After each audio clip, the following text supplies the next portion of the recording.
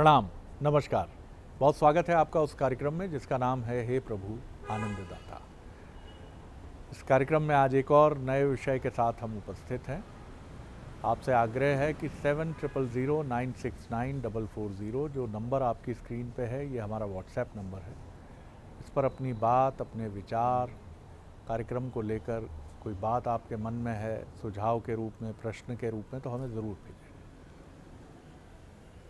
जीवन में कर्तव्य क्या है हमारे, इसको लेकर हमारी बड़ी पारंपरिक सोच और दृष्टि है। यहाँ मैं जब कर्तव्यों की बात कर रहा हूँ तो संवैधानिक परिप्रेक्ष्य से इतर मैं उसके शाश्वत मूल्य जो सनातन परंपरा में वर्णित है, चिन्हित है, उनकी तरफ मैं जाना चाह रहा हूँ। कर्तव्यों की हमारी परिभाषा बड़ी संकुचित भी है और बड़ी विराट भी है, लेकिन हम शायद अपने पूरे जीवन में पारंपरिक रूप से कुछ कर्तव्यों को समझने के अलावा कि माता पिता की सेवा, जहाँ काम कर रहे हैं वहाँ ठीक से अपना काम करना, और इन सब से अगर समय मिले तो समाज के लिए भी कुछ करना, बच्चों का भरण पोषण, पालन पोषण, जीवन में ईश्वर के लिए थोड़ा समय रखना। और कुछ लोग तो ये भी कर्तव्य मानते हैं कि संकट में फंसो तो सबसे पहले स्वयं को बचाओ। इससे बड़ा कर्तव्य कुछ नहीं, क्योंकि आप रहोगे तभी आप जीवन की इस ज्योति को भी जलाकर रखोगे और अपने को सुरक्षित रखोगे तो अपने जीवन को बचाकर आगे भी बढ़ पाओगे। अब इसमें बड़ा प्रश्न ये है कि कर्तव्य हैं क्या, और जो कर्तव्य हमने जिनको कर्तव्य माना है, निश्चित तौर पर वो हमारे कर्तव्य होंगे ही, हैं ही, चाहे वो सामाजिक दायित्व हों, सामाजिक दायित्व हों, माता पिता के प्रति हमारा दायित्व हो, ये तमाम चीज़ें तो अपनी जगह हैं ही सत्य। लेकिन क्या कर्तव्य है और क्या अकर्तव्य है? कई बार हम कुछ चीज़ें कर रहे हैं, निरंतर करते चले आ रहे हैं और मान रहे हैं कि ये कर्तव्यों के दायरे में है। बाद में पता चलता है कि कोई ज्ञानी मिलता है तो कहता है ये तो कर्तव्य आपने किया ही नहीं है, इसमें तो करने के बाद भी, मेहनत परिश्रम करने के बाद भी आपके खाते में शून्य दर्ज हुआ है, बल्कि हो सकता है इसका दंड आपको ना मिले। आप इसको लेकर सावधान रहिए। तो व्यक्ति भ्रम में उलझ ही जाता है कि आखिर कर्तव्य हैं क्या और कौन सी ऐसी चीज़ें हैं जो अकर्तव्य की श्रेणी में आती हैं, जिन्हें नहीं करना चाहिए और जाने या अनजाने में हम उसे निरंतर करते चले आ रहे हैं, और कई बार तो अपने पूरे जीवन में करते चले आ रहे हैं और मान रहे हैं कि ये अकर्तव्य कर्तव्य है। और इसीलिए कई बार आप अगर इसको आध्यात्मिक परिप्रेक्ष्य में देखें तो एक बड़े उलझन की बात भी हो जाती है। इसीलिए अक्सर संसार में हम लोगों को कहते सुनते हैं कि मैंने तो किसी का बुरा नहीं किया, लेकिन पता नहीं मेरे साथ ये क्यों हो गया। तो क्या इसका संबंध भी कुछ कर्तव्य और अकर्तव्य के सम्मिश्रण से है? ये सारी बातें हम आज समझने की कोशिश करेंगे। हमारे साथ हैं विद्वान वक्ता, भगवत गीता के अध्येता, मानस मर्मज्ञ प्रोफेसर डॉक्टर सुरेंद्र बिहारी गोस्वामी। प्रणाम कर रहा हूँ गोस्वामी। आज आपने दर्शन के जो श्रेष्ठतम चिंतन हैं उनमें से एक चिंतन को छेड़ा है आपने, और मैं समझता हूँ कि आज का चिंतन बहुत महत्वपूर्ण इसलिए हो सकता है, आपको सुनने के साथ मेरे विचार तरंगें जो मेरे मन मस्तिष्क में उभर कर आईं, उससे मुझे लगा कि इससे बहुत सारे संशयों का भी समाधान है और बहुत सारे अनसुलझे प्रश्न भी सुलझ सकते हैं और सहजता आ सकती है। ध्यान रखिए, जब भी हम कर्म को विचार करने के साथ करते हैं तो वो कर्तव्य कहला जाता है। कर्तव्य को यदि हम कहें तो जो भी हम कर्म करते हैं वो विचार करके यदि करते हैं तो वो कर्तव्य की परिभाषा में आ जाता है, उसके लिए एक शब्द बन जाता है कर्तव्य। विचार तीनों श्रेणियों में हमारे पास विद्यमान होता है।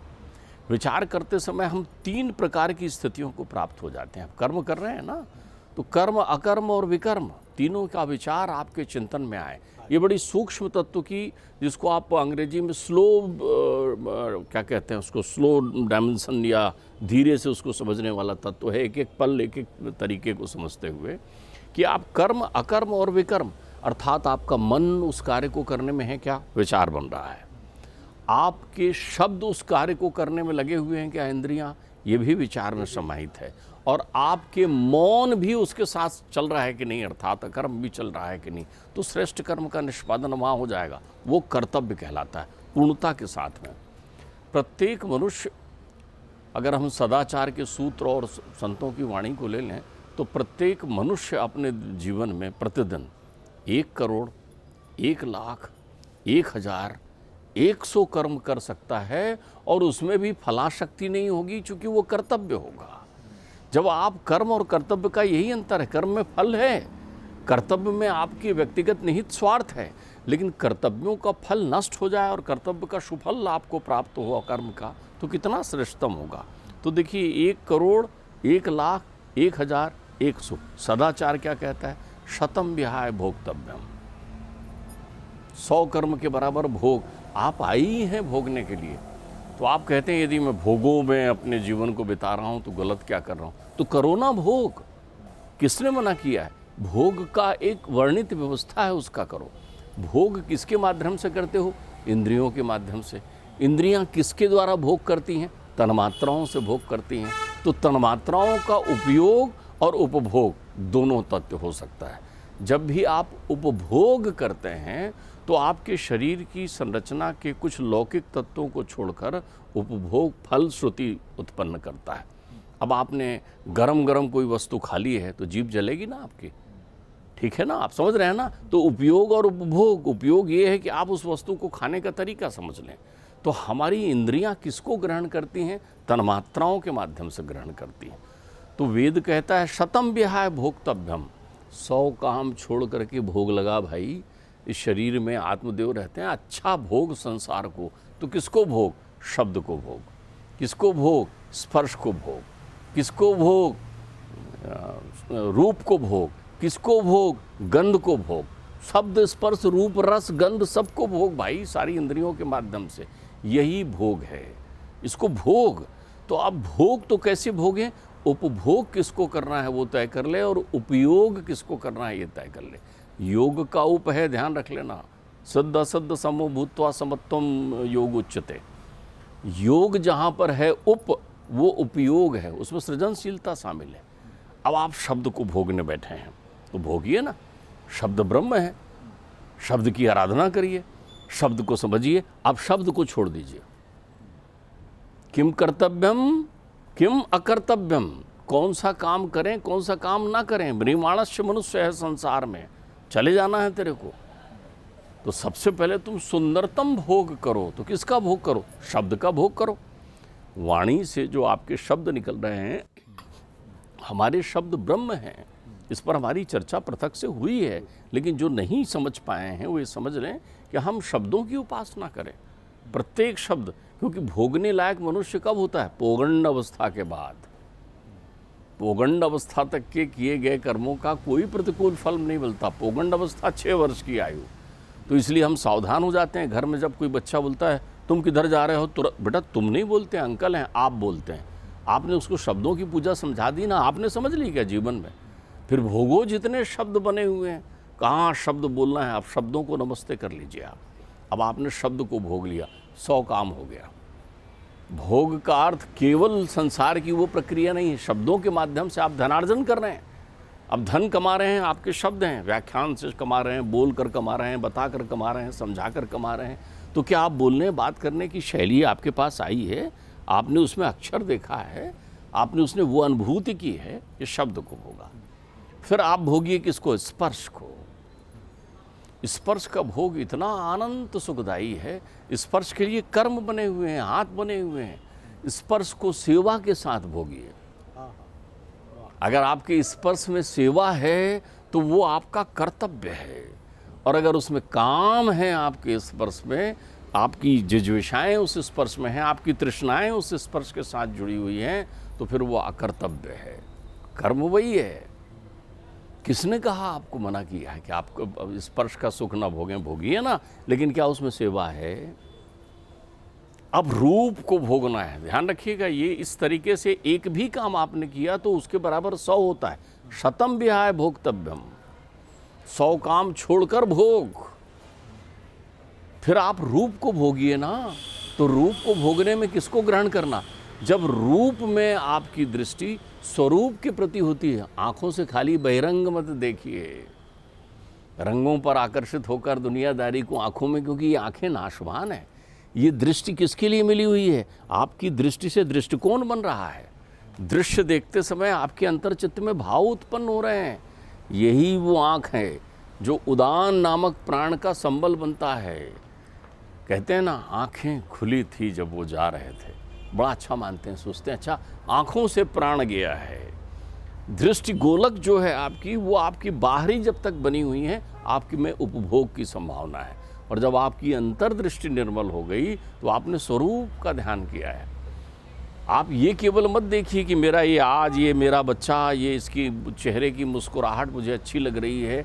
वो आपके रूप रस भोगने का तरीका जो है आपका, वो अध्यात्म से पृथक हो गया है। आप उसको किस रूप में भोगिए? आप अंतर्दृष्टि से उनकी अनुरूप करिए। तो ऐसा आप रूप को भोगिए, रूप में स्वरूप का आभास करिए। आप ध्यान रखिएगा। तो ये आपने शब्द स्पर्श रूप को भोग। रस, रस तो ब्रह्म है, आनंद है, रसोते आनंदा। ध्यान रखिएगा। उस रस में आपकी अनुभूति प्रेमानुभूति है या प्रेम का अभाव है। ध्यान रखिएगा। स्वार्थ के का रस जो, स्वार्थ में रस नहीं होता। ऊसर बीज फय जल फल जाता। स्वार्थ का बीजारोपण नहीं हो सकता, प्रेम का बीजारोपण होता है। तो क्या आपने रसना में मधुरम मधुरम लाया है कि कड़वा ग्रहण कर रहे हैं? ध्यान रखिएगा। गंध सुगंध हो आपके जीवन में, दुर्गंध ना हो। आपके परिवेश में, वातावरण में क्या आपने शुद्धि को ध्यान रखा हुआ है? क्या आपके द्वारा किए आपने देखा होगा, इसका एक भौतिक उदाहरण दूं आपने। बगल में गमी हो गई है, वहाँ शव रखा हुआ है और आपके यहाँ बर्थडे पार्टी चल रही है। ध्यान रखिएगा, आपके यहाँ बर्थडे पार्टी चल रही है तो यहाँ सुगंध नहीं है, दुर्गंध है, क्योंकि आपने परिवेश का ध्यान नहीं रखा है। आप कर्तव्य करते समय परिवेश का ध्यान रखें। सुगंध कब हो सकता है वो गंध? जब मर्यादा में हो। तो आप कर्तव्य में तब होते हैं जब मर्यादा से बंधे होते हैं, और अकर्तव्य में कब होते हैं? जब मर्यादा विहीन हो जाते हैं आप। तो ये आपने भोग लिया। अब आप ध्यान रखिए, इस तरीके से यदि आप भोगेंगे तो आपके इस भोग में उपयोग है। इस भोग में खाली उपभोग नहीं है, उपभोग का अंश तो रहेगा आपके जीवन में, उससे विरक्त नहीं हो सकते। तो उपयोग है। अगर आप ऐसा भोग ग्रहण करते हैं तो उसको कहते हैं शतम विहाय भोक्तव्यम। अब लौकिक क्षेत्र में एक बहुत सीधा सा उदाहरण है, भोजन करिए तो केवल भोजन में ध्यान केंद्रित करिए। तो कब होगा आपका ध्यान? जब सारी इंद्रियां भोजन में ही लगी रहेंगी। वो सुपाच्य होकर आपके जीवन को सुंदर बना देगा। ये लौकिक उदाहरण के माध्यम से बता रहे हैं, लेकिन इसमें समाधि भाषा में छुपा हुआ सत्य दूसरा है। कैसे 100 काम हो गए। शतम विहाय सहस्त्रम स्नानम आचरित। क्या विज्ञापन आते हैं शरद जी, कितने प्रकार के स्नान करने के तत्व बने हुए हैं सौंदर्य प्रसाधन के क्षेत्र में, कि ऐसे ऐसे सुगंध, हम उसमें स्नान करते हैं। आप मुंजत होते ही नहीं हैं। मुंजत शब्द बना हुआ है इसके लिए। स्नान कैसा करें? स्नान का मूल उद्देश्य क्या है? मैल धोना। अध्यात्म कहता है रोज स्नान करता है क्या? मैल धोता है क्या? आपने वो उनकी मेरे ख्याल से सूरदास की रचना है कि चदरिया मैली रे मैली, धोया ही नहीं। अगर ये शरीर चदरिया है तो इसमें मैल कहाँ लगा हुआ है? मन में। तो तुम्हारा मन क्या शुद्ध करने के लिए भाव स्नान कर रहे हो? मना शुद्धेन विद्यते। गंगा जी के किनारे खड़े हुए नारद मुनि नहाते नहीं, कहते हैं मैया मैं तो तेरे दर्शन से कृतार्थ हो गया हूँ, न जाने नहा लूँ तो क्या हो जाए। तो किसमें स्नान करिए? अपने जितने भी विकार हैं, कुकर्म हैं आपके, उन सब के प्रति भाव के जो है अश्रु निकालिए आप, और एक गंगा बनाइए जिसे प्रायश्चित की गंगा कहते हैं। 1,00,000 कर्म के बराबर फल मिलेगा। आप क्या नहाते हैं? इसके नहाने का समय निश्चित नहीं है, देर रात भी नहा सकते हैं। जब जाग जाएं तब नहा सकते हैं, जब जाग जाएं तब नहा सकते हैं। तो नहाइए ना, तुरंत नहाइए। किसी को आपने जो है अपशब्दों का आदान प्रदान कर दिया है, किसी का आपने मन दुखा दिया है, किसी के प्रति आपने कर्म प्रतिकूल कर लिया है, तुरंत स्नान करिए, अंदर में एक प्रायश्चित के भाव निकालिए, मनानंद में उस मैल को साफ करिए तुरंत। दाग मत लगने दीजिए, बहुत दिन तक रखे रहेंगे तो दाग बन जाएगा। तो स्नान का अर्थ होता है क्या आपने अपने मन की मलिनता को धोया है क्या। यदि आप नित्य प्रति अपने मन की मलिनता को धोकर संसार में लगे हुए हैं कर्म करने के लिए, आपके प्रत्येक कर्म में आपको ऐसा फल मिल रहा है कि जो जिसका बंधन आपके जीवन में नहीं है। आप मलिन मन लिए हुए रहते हैं ना। जो लोग गंगा स्नान करने जाएं या नर्मदा स्नान करने जाएं, यदि जल को छूते ही उनको करंट की अनुभूति नहीं हो रही है, कहाँ यहाँ माँ मिल गई, तो मत जाइए, स्नान मत करिए।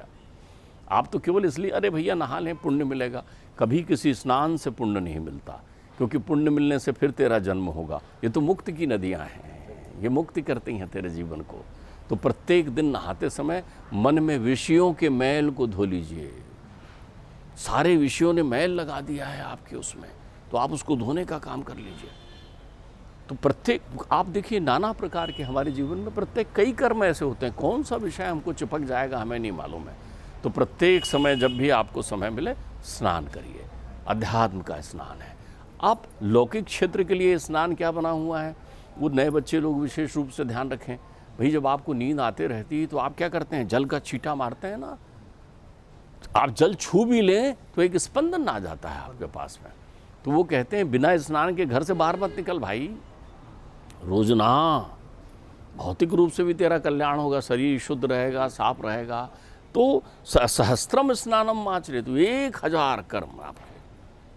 यानी 84 के चक्कर लगाने पड़ेंगे, नहाने की कला नहीं समझेंगे तो।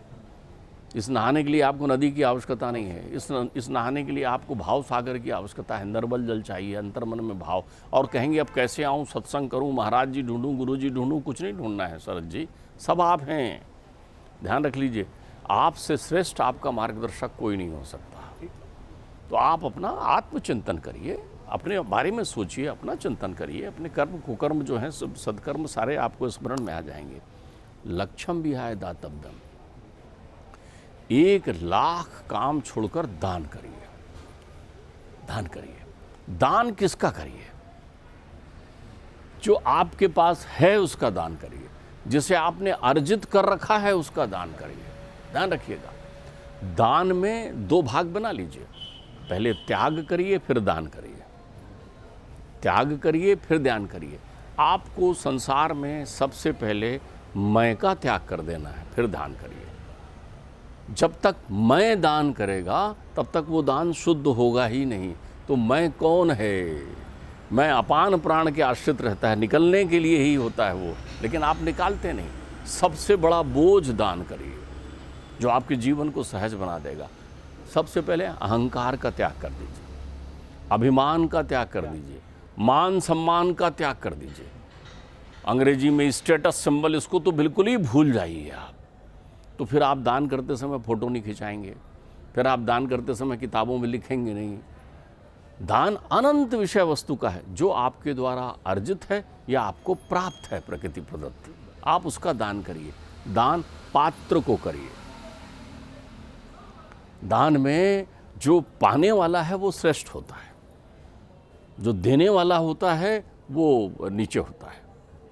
जिसे आप दे रहे हैं क्योंकि वो पात्र है, तो आप कुपात्र को दान मत करिए। आप देखिए, आप जीवन में दान नहीं करते तो सारे आपके जितने भी अर्जित विषय वस्तु है, जो भी आपने प्राप्त किया है, कुपात्र उसका आनंद लेते हैं।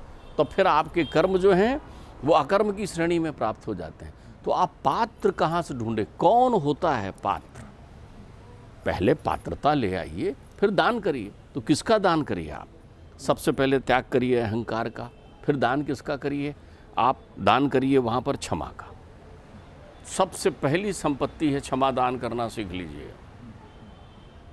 क्षमा के साथ दान शब्द लगा रहता है, ध्यान रखिएगा, तुरंत करिए विनम्रता से।